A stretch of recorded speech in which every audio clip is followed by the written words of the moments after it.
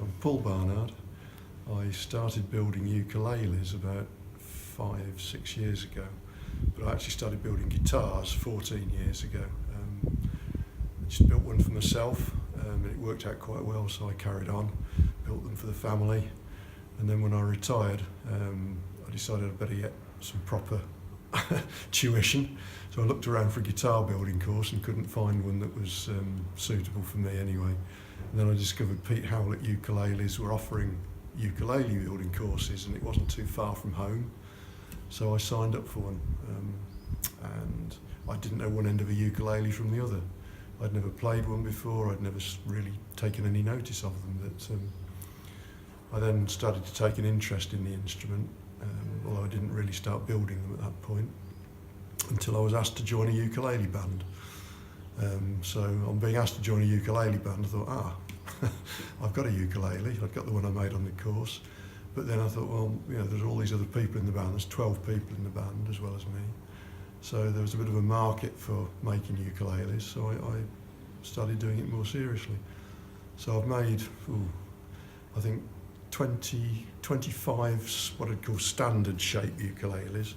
I've made 10 cigar box ukuleles, and I've made one solid body electric steel string ukulele.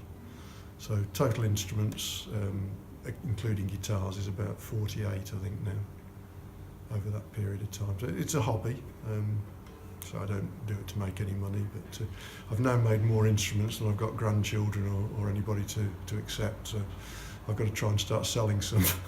Got to run out of room.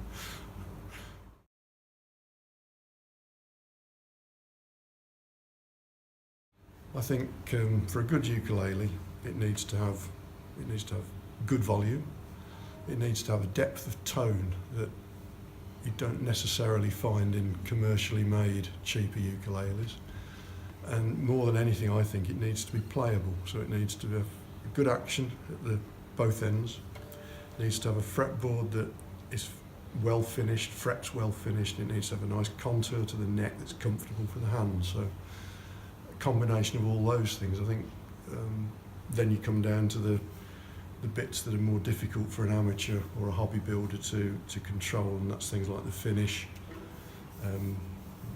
The construction obviously is a given. It has to be constructed soundly and as likely as possible to have the strength that it still needs.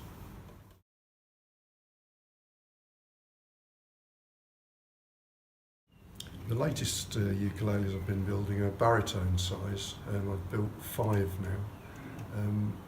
I designed them, I know they look standard, but it is all my own design, so everything about it was my concepts.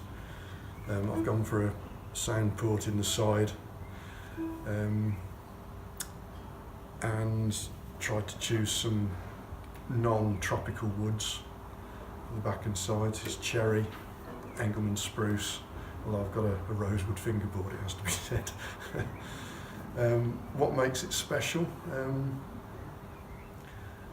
It's very difficult to define. I think it fulfills most of the criteria that I set out before in terms of volume, tone, playability and everything else.